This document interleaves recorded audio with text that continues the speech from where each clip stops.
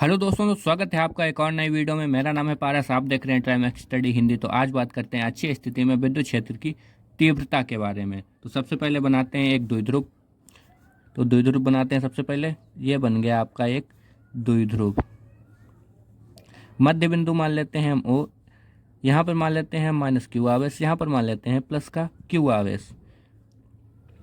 यहाँ से यहाँ तक की दूरी मान लेते हैं एल, यहाँ से यहाँ तक की दूरी मान लेते हैं एल। अब विद्युत क्षेत्र की जो तीव्रता होती है निरक्षीय में ऊपर हो जाती है या नीचे हो जाती है, लेकिन अक्षीय बोल रहा है तो सामने की ओर होगी। तो यहाँ से यहाँ पर एक बिंदु P मान लेते हैं जिस पर हमें विद्युत क्षेत्र की तीव्रता को ज्ञात करना होगा। और मध्य बिंदु O से इसकी दूरी मान लेते हैं R मीटर। ठीक है। तो अब माइनस क्यू से P की दूरी कितनी हो गई R और प्लस L, तो R प्लस L। और प्लस क्यू से P तक की दूरी कितनी हो गई, तब हम R में से L को घटा देंगे। तो यहाँ से P प्लस क्यू से P तक की दूरी हो गई है R माइनस L। ये आपका बन गया चित्र। आप फिर से एक बार समझ लीजिए। एक द्विध्रुव माना, नाम दे रहे हैं हम इसको A और B। इधर मान लिया माइनस क्यू आवेश, इधर मान लिया प्लस क्यू आवेश। यहाँ से मध्य बिंदु की दूरी मानी L और यहाँ से यहाँ तक की दूरी मानी L, पूरे की दूरी मानी 2L। ठीक है। अब इससे R मीटर की दूरी पर एक बिंदु माना P जिस पर विद्युत क्षेत्र की तीव्रता हमें ज्ञात करनी है। अब माइनस क्यू से P तक की दूरी हो जाएगी R प्लस L, क्योंकि R मीटर यहाँ तक हो गई और एक ये है तो यहाँ पर प्लस L हो जाएगा।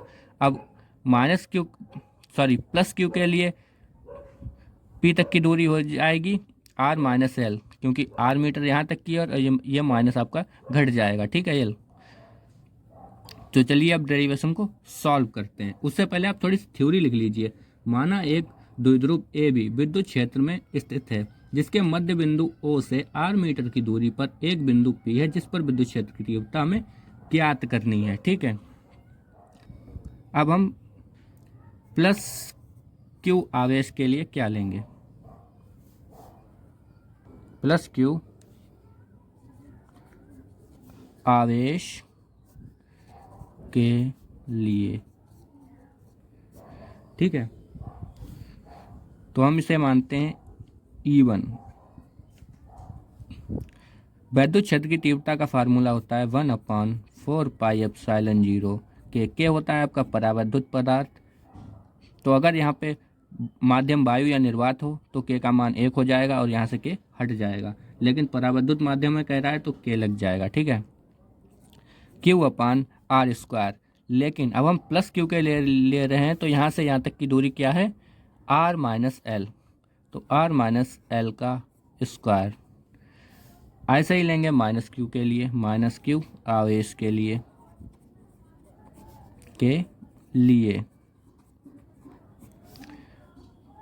इसे मान लेते हैं हम E2। 1/4πε0 के Q/, अब इसकी दूरी कितनी है R plus L, R plus L का होल ऑफ स्क्वायर। अब एक लाइन लिखेंगे हम, कॉपी थोड़ी ऊपर बढ़ा लेते हैं। अब एक लाइन लिखेंगे, तब बिंदु P पर परिणामी तीव्रता, तब बिंदु P पर परिणामी तीव्रता। इसके लिए बेसिकली हम क्या करेंगे, E बराबर E1 में से E2 को माइनस कर देंगे, वैसे ही उतारेंगे। E बराबर E1 क्या है हमारा 1/4πε0 के Q/R माइनस L का स्क्वायर, माइनस E2 क्या है 1/4πε0 के Q/R प्लस L का स्क्वायर।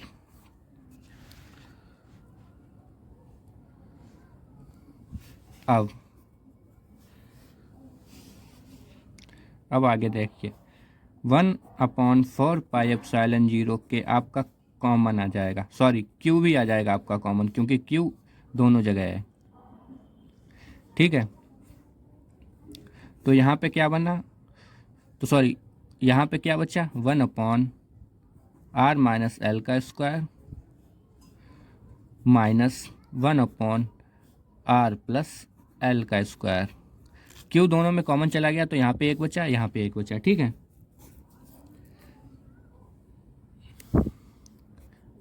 फिर एक स्टेप आगे बढ़ते हैं 1/4πε0 के। अब इसकी इससे गुणा हो जाएगी तो यहाँ पे आ जाएगा r+l का स्क्वायर, यहाँ पे माइनस, इसकी इससे गुणा हो जाएगी तो यहाँ पे आ जाएगा 1 - l का स्क्वायर। ठीक है, अब आपने एक फार्मूला पढ़ा होगा, यहाँ पे हम लिख के बता रहे हैं, थोड़ा साइड में आ जाते हैं। यहाँ पे a² - b² का होल ऑफ स्क्वायर क्या आ जाता है आपका, बराबर नीचे लिख दे रहे हैं a - b का होल ऑफ स्क्वायर और a + b का होल ऑफ स्क्वायर। तो यहाँ पे a - b का होल ऑफ स्क्वायर यानी r - l का होल ऑफ स्क्वायर है और r + l का होल ऑफ स्क्वायर है, तो हम इसको बंद कर देंगे, यानी फॉर्मूले को बंद कर देंगे। तो यहाँ पे क्या आ जाएगा r का स्क्वायर माइनस l का स्क्वायर और होल ऑफ स्क्वायर। फार्मूला आप यही अप्लाई होगा, आपको फार्मूले आना चाहिए, क्योंकि फिजिक्स की जो बेस है वो हमेशा फार्मूले पर ही रही है। फिर एक स्टेप आगे लेते हैं Q/4πε0 के। अब ये वाला जो अब आपने एक फार्मूला पढ़ा होगा a + b का होल ऑफ स्क्वायर क्या होता है, a² + b² + 2ab यानी 2a और b। वैसे ही a - b का होल ऑफ स्क्वायर क्या होता है, a² + b² - 2ab। Formula close, bracket close, bracket बंद करेंगे और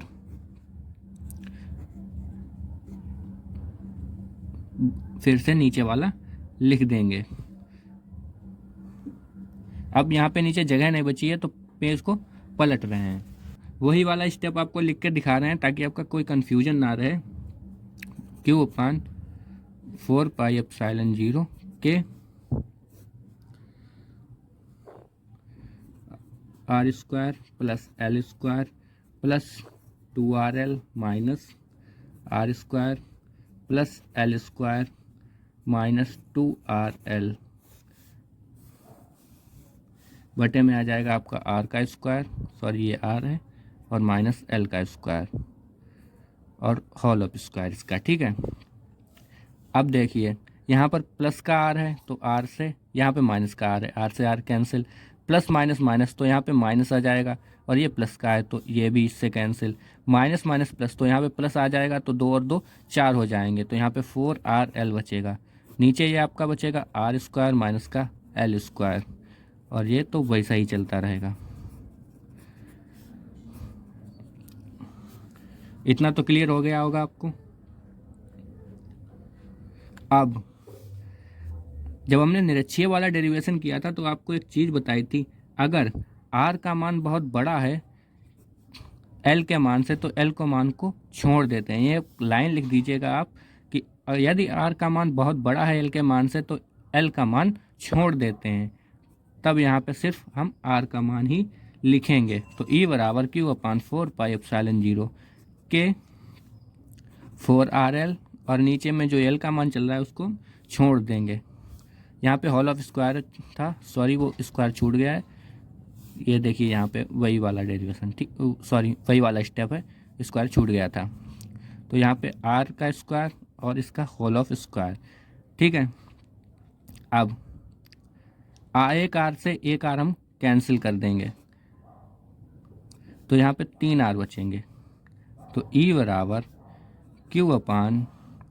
4 पाई एप्सिलॉन 0 के 4 RL और R का क्यूब, यही बचा। अब आपने एक फॉर्मूला पढ़ा होगा द्विध्रुव आघूर्ण का, जिसका होता है P बराबर Q इंटू 2L, ये फॉर्मूला होता है।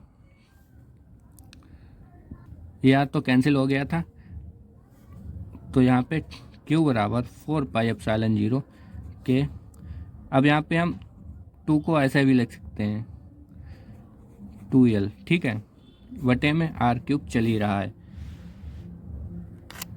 ये यहाँ पे ये यहाँ पे R कैंसिल हो गया था, वो गलती से लिख गया, तो आप उसको माइंड मत कीजिए, ठीक है।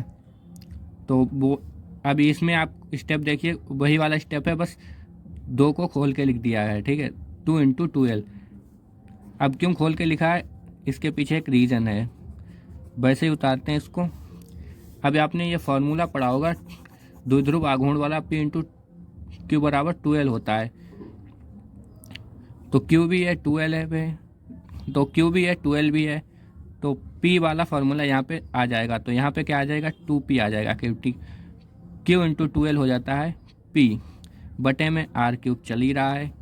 और यही आपका फाइनल स्टेप आएगा। अगर माध्यम वायु या निर्वात हो जाए तब K का मान आ जाएगा आपका 1, और फिर यहाँ पे आपका एक स्टेप और बढ़ जाएगा, Q अपान 4 पाई एप्सिलॉन 0 और 2P अपान R क्यूब।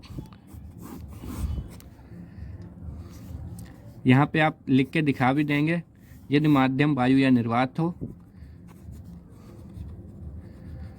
माध्यम वायु या निर्वात हो, तब K का मान 1 आ जाएगा और आपका यही फाइनल स्टेप होगा। अब इसमें आप एक मात्रक भी लिखने को आता है, तो आप मात्रक भी जरूर लिख दें। इसका मात्रक होता है न्यूटन प्रति कूलाम। बाकी वीडियो अच्छी लगी हो चैनल को सब्सक्राइब और वीडियो को लाइक कर लें। धन्यवाद।